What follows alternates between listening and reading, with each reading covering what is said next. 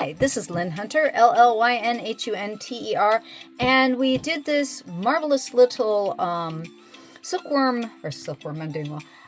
moth character last week. And what I thought I would do this week is show you a simple watercolor painting technique done with liquid acrylics. Because if you've never used liquid acrylics before, they're made primarily to use through airbrushing. But it's a different technique you can use with watercolor that I have been using for years and I really like. But what I'm going to do is, this is a small piece of canvas board. You can, get these at, you can get them at Five Below for a really reasonable price. But I like it because it's very nice and stiff.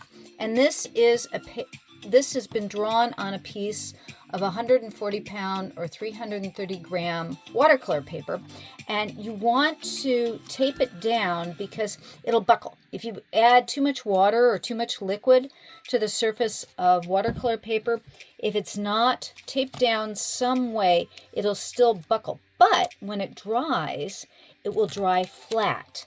So what you want to do, I'm using, this is good old Scotch Magic tape. Good old 3M Scotch Magic tape.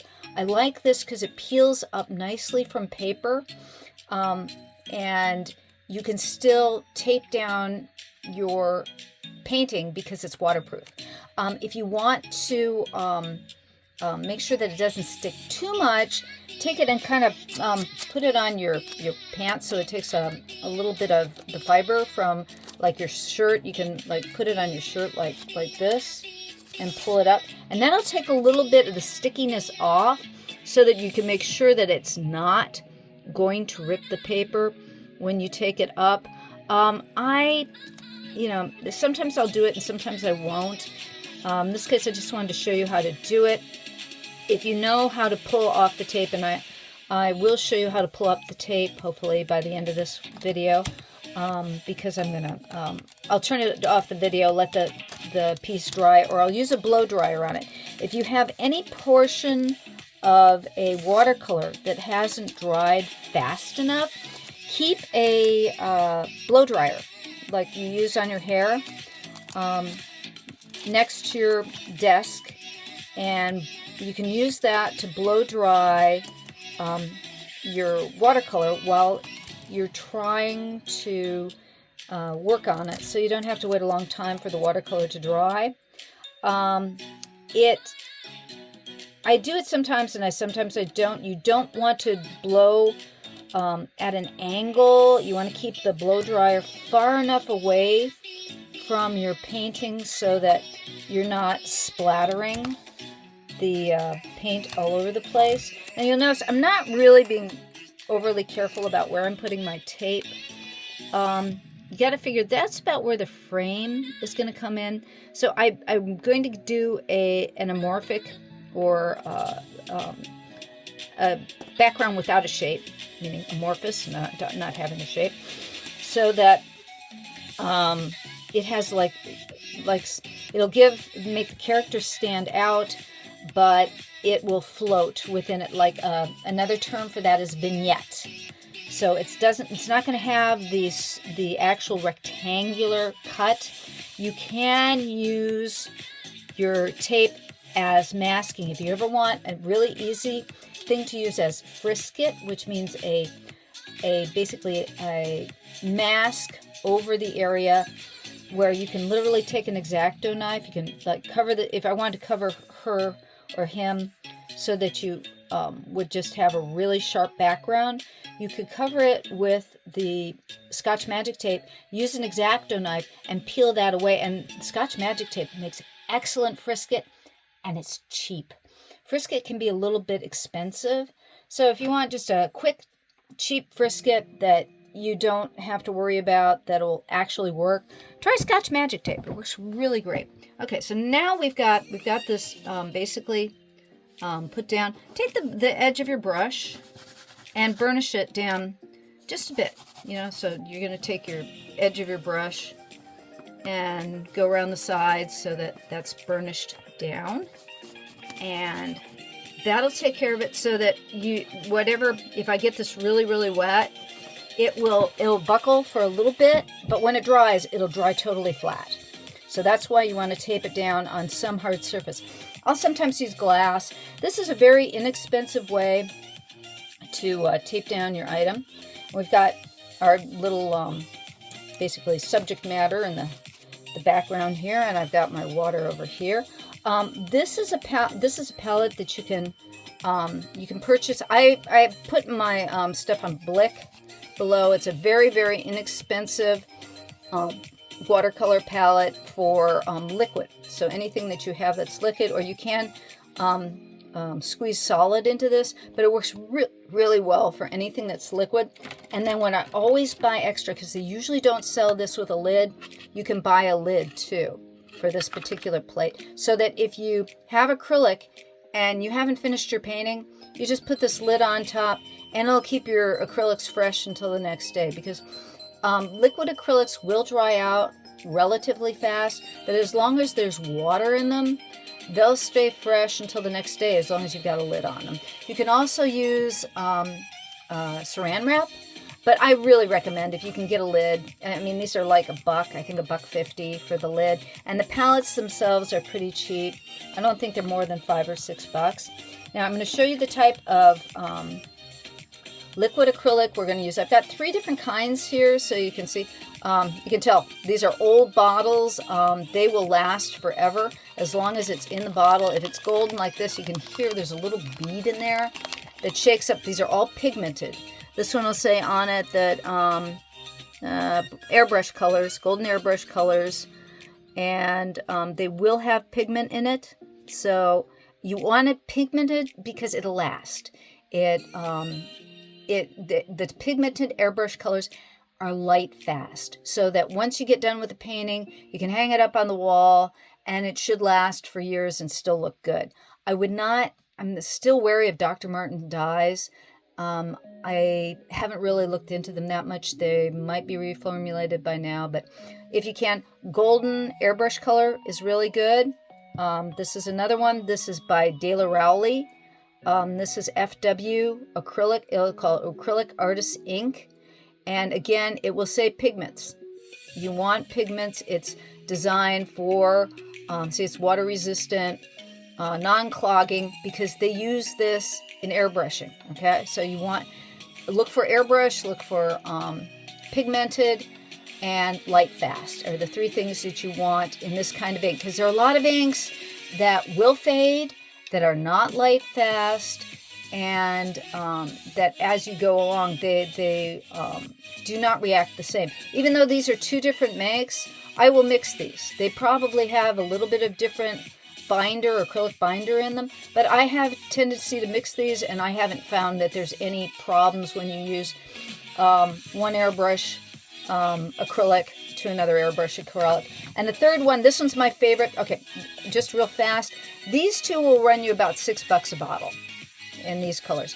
And this one, this is Schmincke, and Schmincke is a German-based company, and they'll have the colors on one side, and in German and French and English.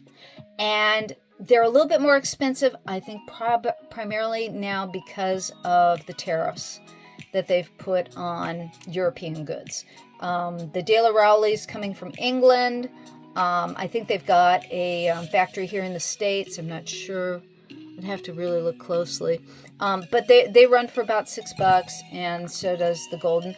I'm only using 3 colors on this because I wanted to show you these 2 colors together. You could use these 2 colors alone, and by using, this is a magenta and this is a blue-green. This is like, it says turquoise green on the label, and this is basically magenta. And if you use these 2 colors, you can get everything from magenta to purple to blue to gray by using only these 2 colors. I have also ultramarine here. And the reason why I might use the ultramarine is if I want a little bit more blue.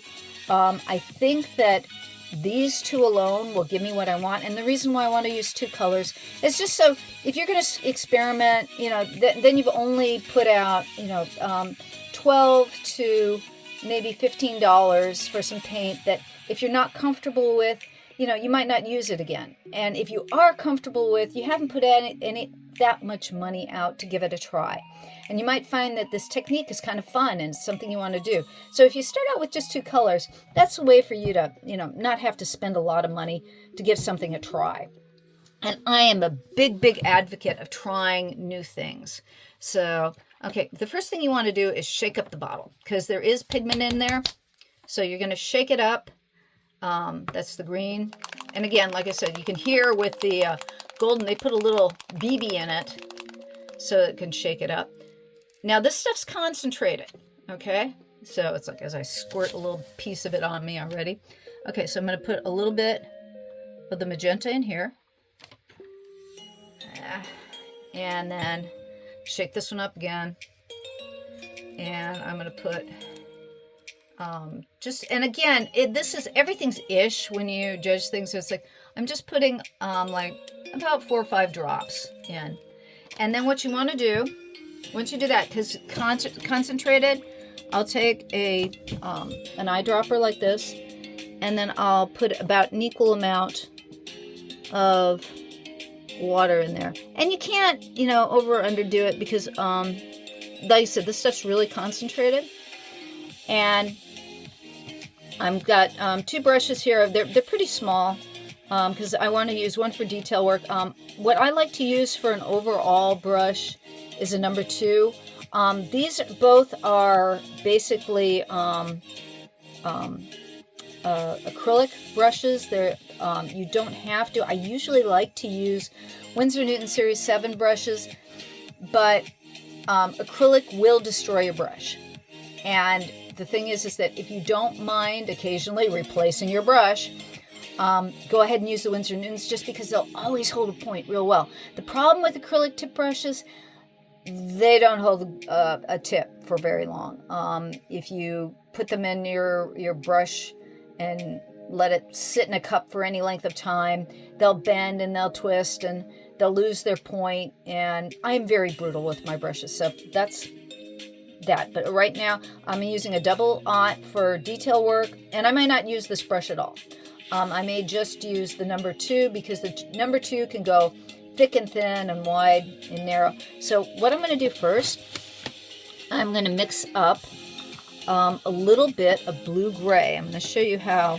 Okay, first I'm going to mix up the water that we just dabbed into the green here. And what I'm going to do is I'm going to put a little bit of green in my mixing area here. Now the thing is that you think, okay, it's liquid, so it's all going to blend together. Because you're using just a little bit at a time, the cohesive quality of the liquid will make a little pool and keep it in a selected area. So I'm going to do that, and then I'm going to put the green in the water again. And we're not going to have really clean water in this. If you want really clean water, you want to empty your water out on a regular basis, and you keep it clean. I'm not worried about that. Okay, so I just wanted to show you that. Okay, we're mixing this up again, and we're putting a little bit here, and you can still see through that. You can see the pigment in there, and you can tell there's a lot of color in that. Now what I'm going to take is a little bit of that.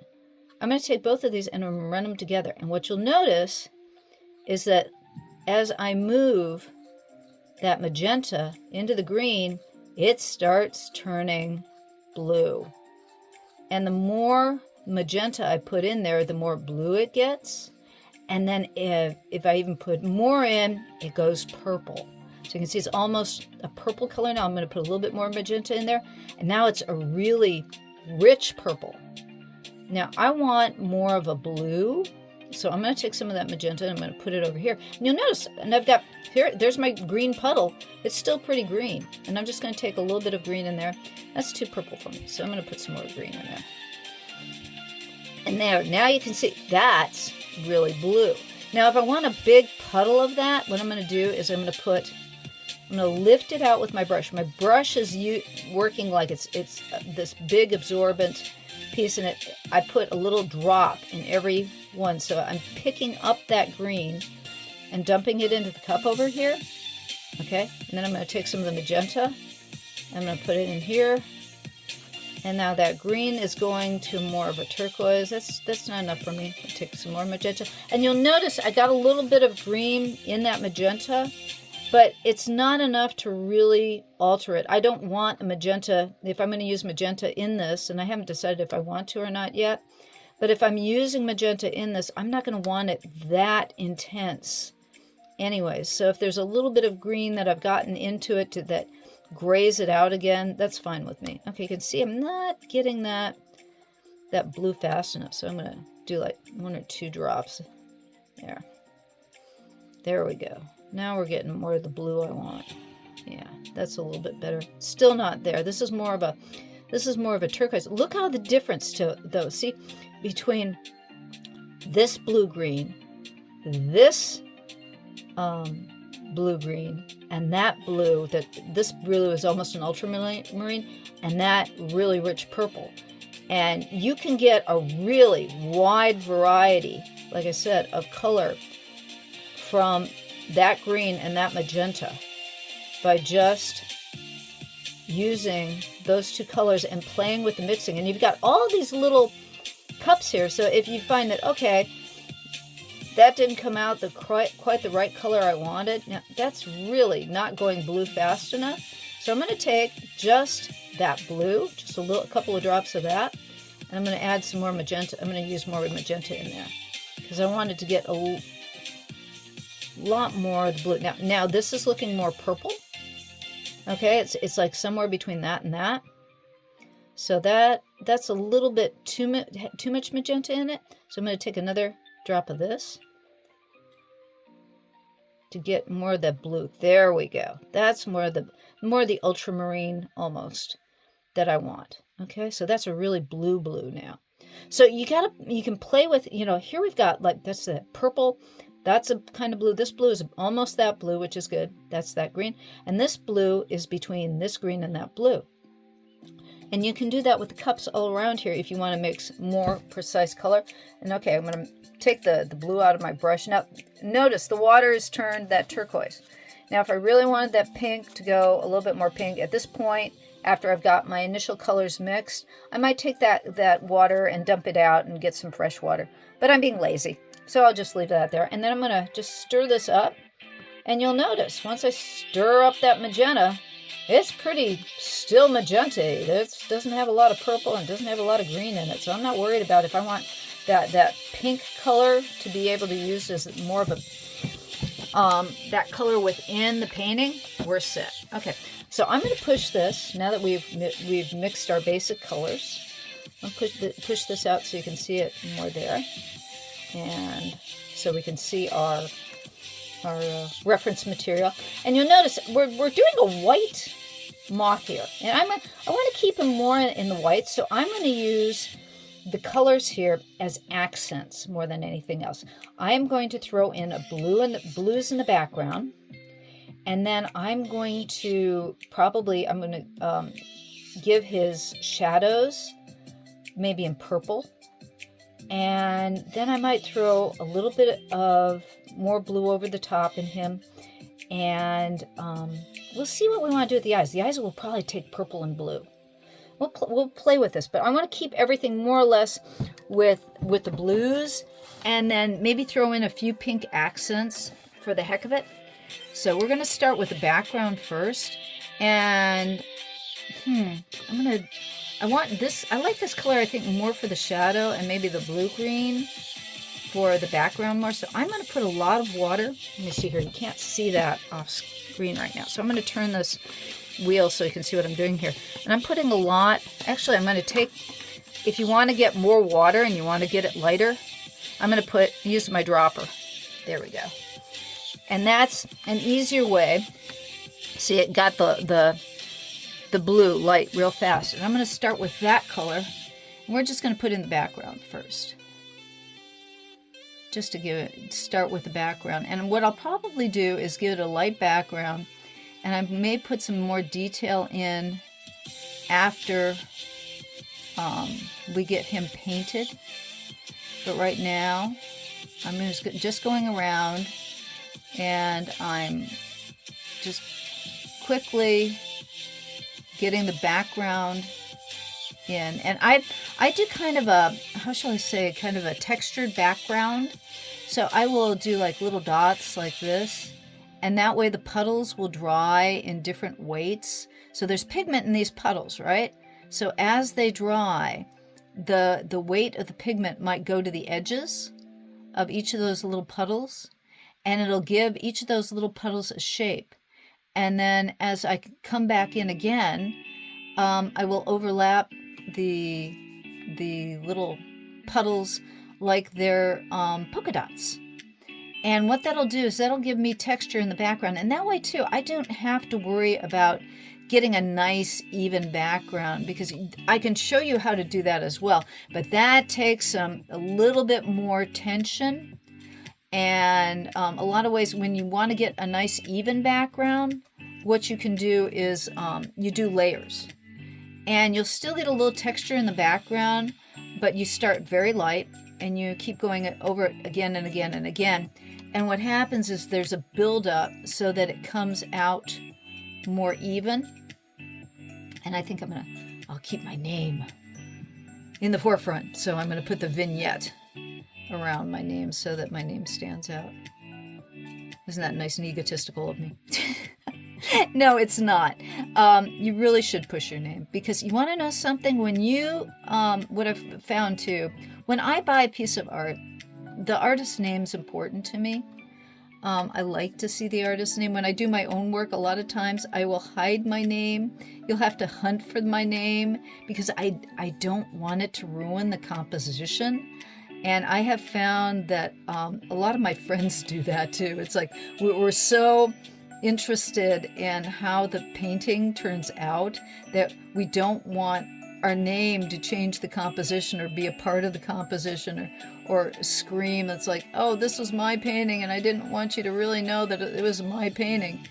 And you don't want to do that, because the people who look at your painting, whether it's friends, whether it's strangers, who's ever looking at the painting that you do, they want to know who did it.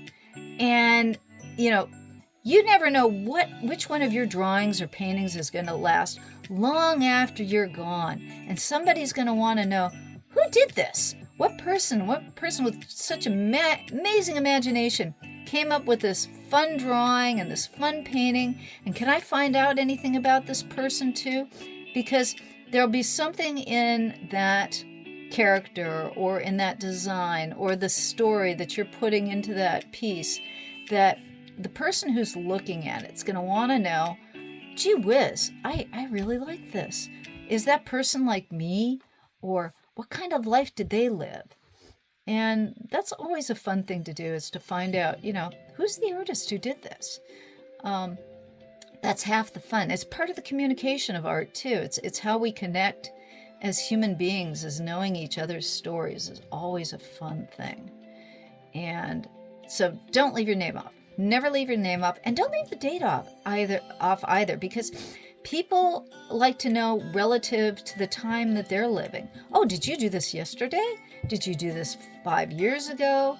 Did you do this, a long time ago? Now notice I'm kind of doing a little bit of a dotting around the watch here, because, maybe you want to pay a little bit more attention to that watch, because he's got that look on his face about something's going on. The watch is more important than his cup of tea, because he's looking at the watch, and the watch is... I probably should have poured out a little yellow too. Nah, maybe not. Nah, I think that what we've got going right now is an analogous color scheme. Okay, we've got the background basically done. I may come in and make it darker. Haven't decided yet. But I want to just see, okay, we're pulling out the shape of our character right now. Now what I'm going to do is I am going to go in and I am going to take some of this purple. And purple is a really dark color. If you're working with purple in any circumstance, always remember purple goes dark really, really fast. And so, actually, I might be using a little bit of my double aught brush here for some of the shadows. But it goes dark very, very fast, and we can always put more shadow in. So it's like when you're going to start out, and I want to keep the shadows a little on the light side and pretty even, because, that's why I think I'm going to use the double aught on this.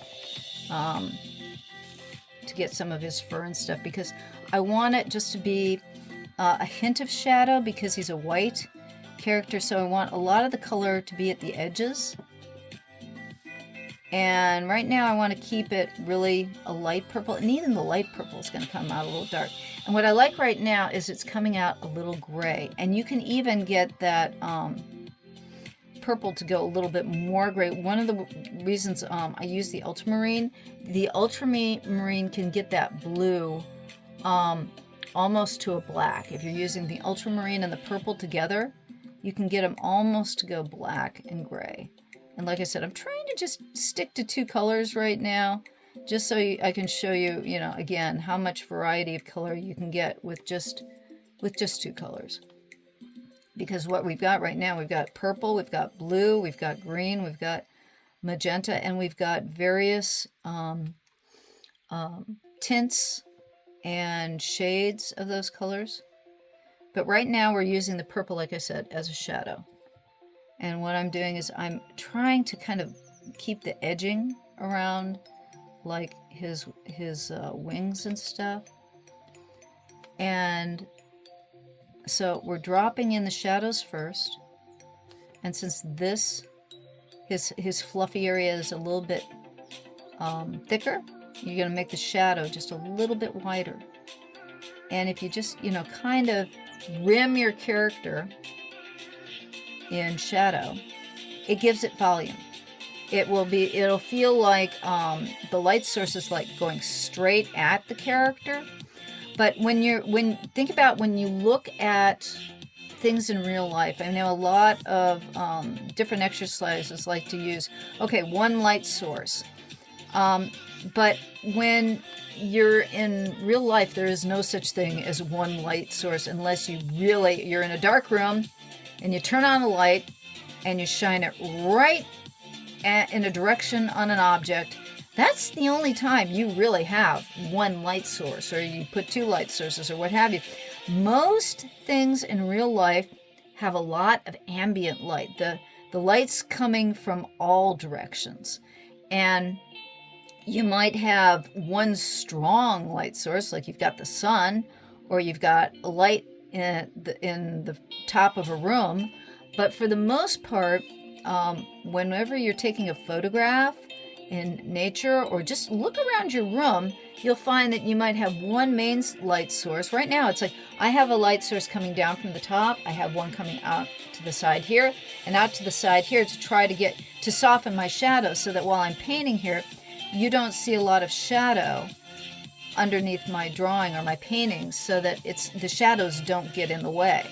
So the ambient light is, I mean, the main light source is coming from the top, but you know, there's light coming in from all sides.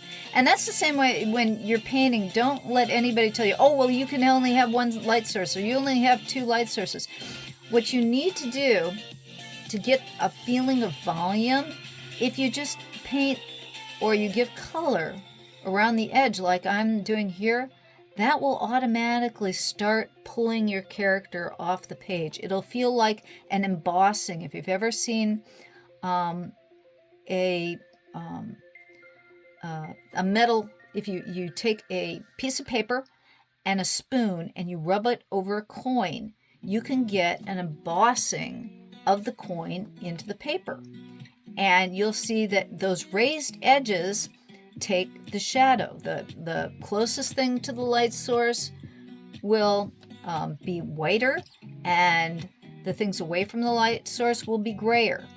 And that's why what I'm doing right now is giving a feeling of an embossing. It'll make the character stand out from the paper, and it'll give it dimension. But it's not going to give it a lot of dimension. It's just going to be enough to give it life, to give it a little bit of a feeling of, or an illusion of an added dimension by giving it an overall shadow or an ambient shadow. So right now, even it's like, okay, if you look at our little moth here, he's got a lot of blue. They've used the photograph uses more blue in the shadow here, or this one here the shadows are gray. They're almost a green gray. And the ones here are a little bit of like a buttery orange are the shadows in that one. So it's like you can choose any color for a shadow. It's whatever you think, whatever light is showing on something will give you what shadow you're going to get. So you can, don't let anybody tell you, you can have green shadows, you can have pink shadows. A shadow, in this case, white is going to be the thing closest to the light, and the color is going to be what's away from the light. So at this particular point, we only have basically light and what's turning into shadow. So it gives it a little bit of volume when we start something like this. And so right now, that's what I'm doing. I'm just giving that around the edges, and he's going to have, this arm is behind, so that's definitely going to be in shadow there. So I'm going to dump a little bit more there. But you'll notice I'm using all the same value right now for the shadows. I'm not going any darker because I want this to be the initial shadow just to give some volume. So anything that I paint over this, he's got at least that little volume. And then I can paint color over that, and what'll happen is that will turn even more. It'll go darker. Any color that I put over that after this initial color will go even a little, it'll turn a little more. So it's like you want to keep that first shadow a little bit of light. Like I said, it's an accent to give you volume. I really like to use burnt sienna as an initial shadow, and it really gives a warmth to the painting. By the time you get done, it gives almost an antique feeling sometimes to the painting, depending on what the theme of your painting is and what you're trying to express. I like turquoise blue shadows a lot. I really love Payne's Gray. Payne's Gray is one of my favorite colors, just because it's got so much richness in it, and as you thin it out, it actually expresses a lot of different values and different colors in it. So I really like Payne's Gray a lot. Okay, so we've got most of our little guy here. Let me finish the teacup here. Okay, now I'm going to add a little color to him. I'm going to figure out where we're going. I am going to take care of those eyes. I want them to go purple. Purple or green? Well, let's start by throwing the purple on them. And I'm going to give him, because they're going to go dark, because we want him to have those like dark, curious eyes that are with our reference, those really dark eyes. But I think what I'm going to do is I'm doing the first part purple. And then I think I'm going to go over the pupil part of it with some green. And mind you, I'm leaving the highlights just straight the white of the paper. Now, if you find you've accidentally painted over the highlights, you can always pick them out with an X-Acto knife. If you're using at least 140-pound paper, you'll find that it will be very easy to pick out the highlights with an X-Acto knife. Now, I think what I need to do, I am going to, those wings of this, do I want them purple or blue? Let's make them, the blue won't show up as much. Okay, I'm going to do pink. And you can't see I've taken another little pan. Yeah, great. I just caused the pink to go into my green over there. So if I'm going to use any green, I better be using that one. But I just want a really light pink. I don't want it to be a real strong pink. But I am going to take his wings, and I am going to take this pink, and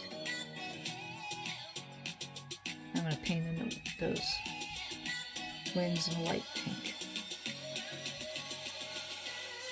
And again, when you're doing any kind of watercolor, when you're not sure where you're going with it, go light to dark. It's always easier to go darker than it is to go lighter, because usually if you go lighter, you have to add some white to the watercolor. And that there are people who work in watercolor who basically have an opposition to adding white to tinting things, because it can get chalky. I don't have a real problem with it. It's a matter of taste. Anybody who's snub-nosed about, oh geez, you can't use white at all when you're doing watercolor, I'm sorry. I find that a little bit, how shall I say, uppity? I don't know. I think it's a wrong attitude to say, oh, it's got to be one way or another. Okay, now I know what I'm going to do. I am going to put, nah, not yet. Made a mistake. When you make a mistake, keep a paper towel handy. I always have brush in this hand, paper towel in this hand. I didn't say that before, but I always have a paper towel in this hand to catch mistakes, blot things. If I'm painting a little bit too heavy, or the area's too wet, because I paint, this is the technique we're using is called wet into dry. The paper is dry and the paint is wet. So we're painting wet into dry. And you can paint wet into wet while you're painting wet into dry. But in this case, I'm trying to control the paint by having wet paint on dry paper. Because if the paper's wet, then it gets very much out of control. And a lot of people don't understand. That's why watercolor is so frustrating to a lot of people. You know, a lot of people will say, oh, well, you got to totally wet the paper first. And I next to never do that. I almost always start with wet water or dry watercolor paper, and I paint wet into dry. And this technique gives me a lot more control. I can do a lot more detail this way. And right now I'm using pink as an accent color around this fluff because he's supposed to be white. So I'm coming back into it with this pink, or the magenta. And again, if it's totally that magenta color, it's a really intense color, and by adding a lot of water to it, it's very light. But because it's pigmented, again, this will not fade. This is fade proof. So you're changing the lightness of your paint by adding water to it. And that's how you're regulating how dark it's going to get. And it might be too light. When it dries and go, that's too light, I want to go back in.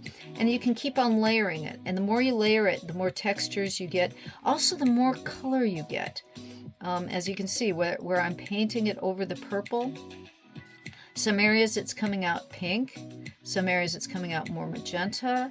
I'm filling in some of the shadows a bit. And that's coming out rather nice. Let's see here. What color do I want to make? I think I'm going to make his waistcoat a little darker pink. I'm going to throw... And again, this is guessing at the color while I'm, putting the water in there and how thick the paint's coming out. And I'm thinking and that's a little, not quite dark enough yet. And you just keep on adding color to what you've got in there until it gets to be the color you want it to be. So I'm going to give him this nice, this pink frock, his waistcoat here. And you can tell again, because the paint has a little bit of green in it, when it's drying, it dries with a little bit of kind of an iridescence. It'll go from a really intense pink to a light pink to a purpley pink, so that you can get the colors to go really flat if you want them to. But I like when there's a little bit of variance in my color. It gives more body. And I may not be making all the decisions on where that color is going or what it's looking like. But that's kind of the joy of watercolor. I mean, I know a lot of people who have difficulties with trying to control their paint because especially when you go wet into wet. That's why it's like you kind of learn when an area is drier and when it's gotten wetter. And once you learn, it's like, okay, that area is too wet. I need to wait to throw some more paint in there because I can still see a sheen on it. And after you've painted with watercolors for a while, you'll get to understand which areas of the paper are wet or dry or medium dry, because it's like sometimes you want them a little bit wet to get a little bit of foxing or get the paint to spread a little bit more. And you can see right now I'm adding purple to get, you know, these shadows aren't dark enough. I want to get them a little darker. I like the initial shadows, we got that volume, but now I'm starting to think about I want to turn these legs a little bit more. I want to get that edge a little bit heavier. So I'm going to go in and I'm going to just turn that edge just a little heavier. And I'm not going to do much more detail than this. I'm actually liking about where we are at. Now what I'm going to take, I'm going to take the heavy pink. I'm just going to paint the interior of that shape for the heck of it. Because I kind of like, you know, just the interior to give it a feeling of there's color in the wing.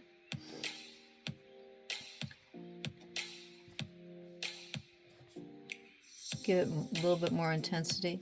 And the thing is that, you know, that might be a mistake. I might have wanted to just keep it nice and plain and simple. And it doesn't matter. It's like after you're done, you're going, okay, maybe I liked it better the other way. But we made a decision. Let's stick to it. And there's no saying that you can't, if you don't like the way something turned out, nothing's stopping you from doing a similar composition. I always say do a similar composition than redoing the entire thing. Then you have two pieces that are similar and they're different and you've tried something different and it's more fun. Now you see what I'm doing here? I'm using that darker pink as kind of like a reflected light. So it's not quite a shadow, it's not quite a light. So it's actually shadow, but you know, you might consider it reflected light.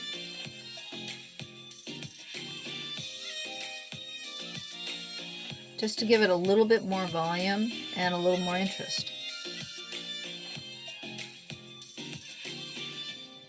There we go. And I'm going to darken up. These are the lines where his fur hits his arms, so I'm going to heavy that up a bit. Now you see it was a little bit wet there when I added that purple. I'm just going to let it go. Let it just, you know, pull behind just a little more. And I think I may do the same thing over here to make that feel just like it's pulling behind just a little more. Because as you get darker, the more you go into shadow, the darker it gets. And I'm going to do the same thing here.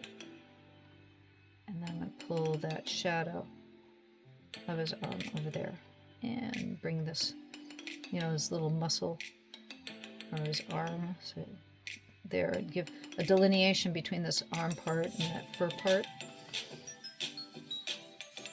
And I'm just about done with our little guy here. I think I'm going to play with the smoke in the background. I'm going to give it a little bit of a blue outline.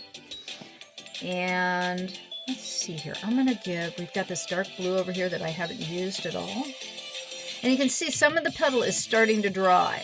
And that's because this has not been thinned out a lot. And the thicker your paint is in these different pans,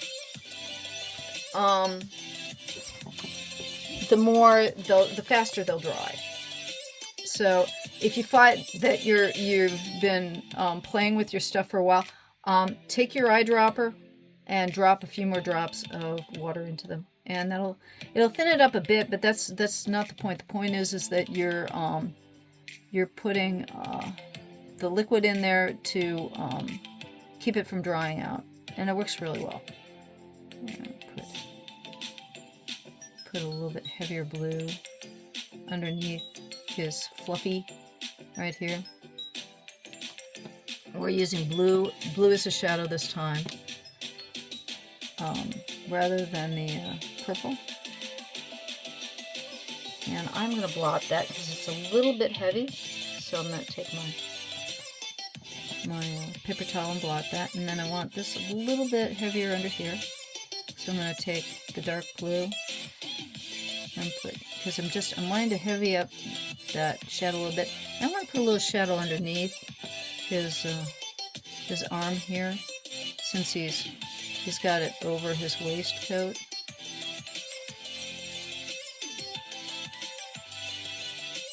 So we get the feeling of that arm coming out a little bit more. And maybe put a little bit of a darker back here. There we go. And now I want to get his eyes dark. So I'm trying to decide green. We're going to use green to darken up his eye, even though it's purple, because this will take it almost black, or almost a feeling of black. But because we're using green rather than blue, it will still go blue, kind of. Yeah, there it is. And what I might do is after that dries, I might go over that green one more time, just to give it a different, a darker color.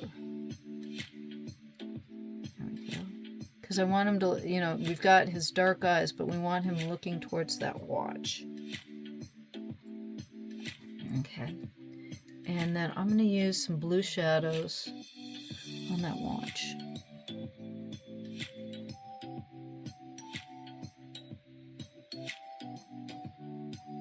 Yeah, that's why I'd say I kind of would have liked to have maybe some gold on this, but it's like, then we take it out of the analogous color scheme.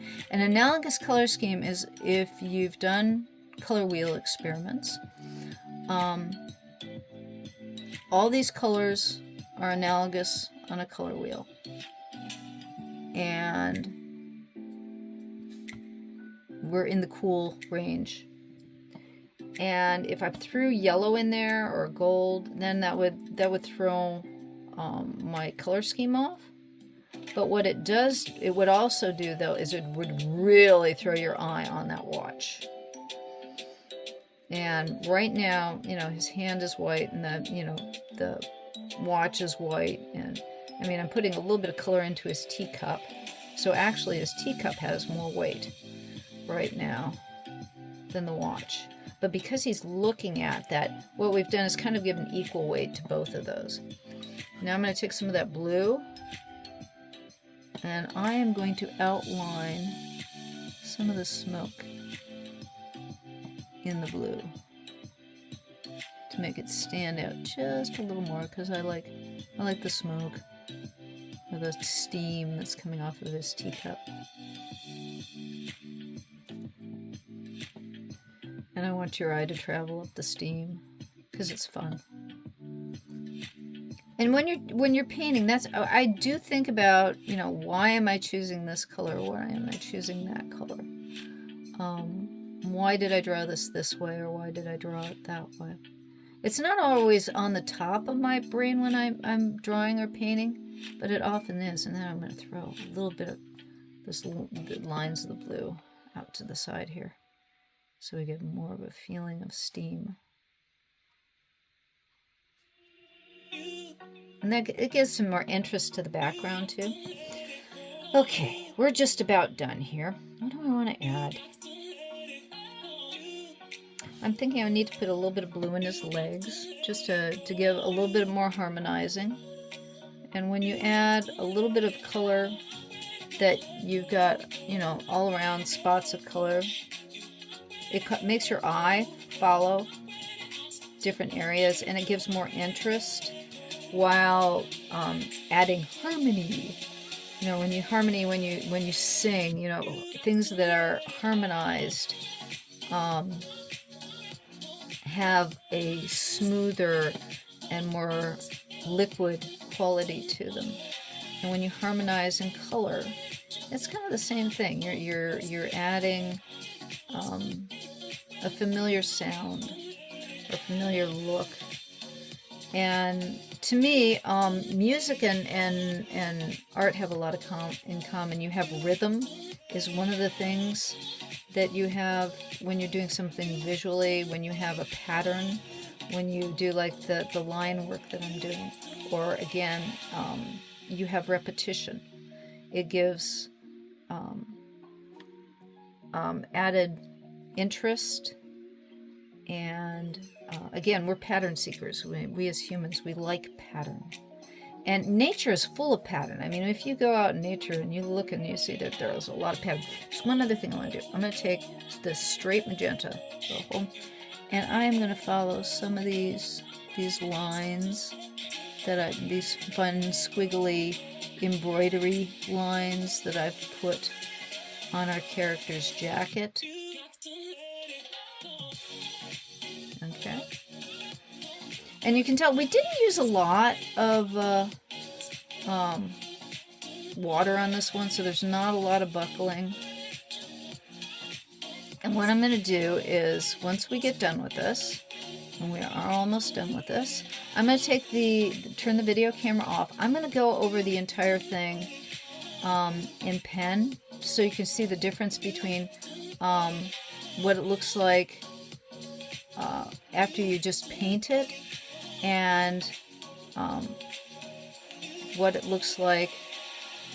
Oh, that's kind of interesting. And heavy up his face here. That's a little bit too much, so I'm going to take my...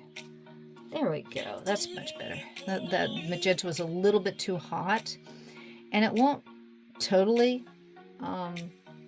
dry that hot, but I wanted to change that. Okay, and notice I wanted all the pink is in here, all the additional, the purple and the pink and all that color is in here, and I kept the background basically blue because I want the character to come more to camera. I want the character to stand out more. So I kept it primarily the one with all the color, with all the additional variety, so that it is the thing that stands out the most. And I'm putting an extra pupil, and it won't be real noticeable because again, I want to have it the feel of the very strong dark eye, but I'm putting a little bit of a pupil inside the pupil there. There we go. And I think we're done with our moth. So I'm going to turn off the camera. I'm going to go back in with pen because, you know, it'll take me probably another 20 minutes to get that full outline done. And we'll come back and I'll show you what it looks like completely done. Okay? Give me a moment. It'll be instantaneous for you. It'll be a few moments for me. I'll be right back. Okay. Oh, geez. My apologies. I do believe I had my music up a little high. Sorry about that. Okay, so I went over this, and I gave it a little bit heavier outline. It might not be able to be quite noticeable, but on this one especially, because, I mean, he was pretty well there as it was. I'm going to take my X-Acto knife. There, I had this little dot of ink that I don't want. I'm just going to scrape that away. There we go. You don't even know it's there. And you can do the same thing with, I've got a couple of like little dots over here that probably was from my flick of my brush or the ink. And you can go back in with an eraser. If these, you can tell, not real intense. These are easy ones to pick away. So, but you can go back in with your eraser and get rid of, there's another little one right there. And that's how you can clean up your artwork. And nobody will ever notice that it's like, it's easier when it's light like that. So you see there's a little speck of white right there, and you've got a speck of white right there. And nobody will ever notice that, oh, if it's black, it might stand out a little stronger. And then again, I might be the only one who noticed these stupid little black dots. Okay, now I just wanted to show you how to take the painting off of your little board here. And what you want to do is pull the edge back and then pull the tape off at a right angle. Let me just focus in on this a little bit closer so you can see what I'm doing here. Okay, so I'm pulling this off at a right angle, and I'm being very, very careful, and I'm doing it nice and slowly and gradually. And you can see it's not, this time it's like, sometimes it'll take off the paper behind the painting on the canvas board, just because especially if I'm doing a really wet painting. I'm going to take this up a little bit. There we go. Just so we got the tape coming off. And then again, you see, you pull it. I'm pulling to the left, and I've got that nice, you can see that angle, that nice sharp angle, and that helps the tape come off real easily. Now there's another one that's tucked behind here, so I'm just going to pull it off that way. Yeah, to the left, and then again, that nice sharp angle as I'm pulling it down. And again, the only reason why I'm taping down this is that, especially if you're using a lot of water, the paper will buckle. And this just saves it from, if I had used a lot of water, if I had done the background with heavier color, then it would keep it from buckling. And this has kept it from buckling. It's nice and flat and clean. And when it's done, you can't even see that the tape was there. And if it does leave any residue, just go over with your kneaded or latex eraser. And let's pull this little back so you can see the whole thing. And I guess I go in. There we go. And that's our little Silk Moth character. Now what I'm going to do, I think, next week, we were talking about that this particular image was more of a character of the Silk Moth. Let's pull the Silk Moth over here. Rather than, it's more of a character of the Silk Moth, or a furry of the Silk Moth, rather than an actual, I was going to do more of a fairy type character. And what I want to do maybe next week is we'll go into looking at the elements of the moth and just practicing drawing the elements and like how the legs are connected and what have you, and then maybe come up with a variety of characters, like I said, human this time, or make it more humanoid, from the same moth, so that we're taking this on with a theme for one more video. That's about it for today. I hope you enjoyed learning how to paint with acrylics or liquid acrylics. Give it a try if you've never done it before. It is challenging, but I think you'll enjoy it. That's about it for today. Thank you very much. Again, Llyn Hunter, Llynhunter. Please like and subscribe, and I will have something for you again next week. Thank you so much for watching. I really appreciate your being here. Go out and paint a silly moth character. Okay? Talk to you again. Bye-bye.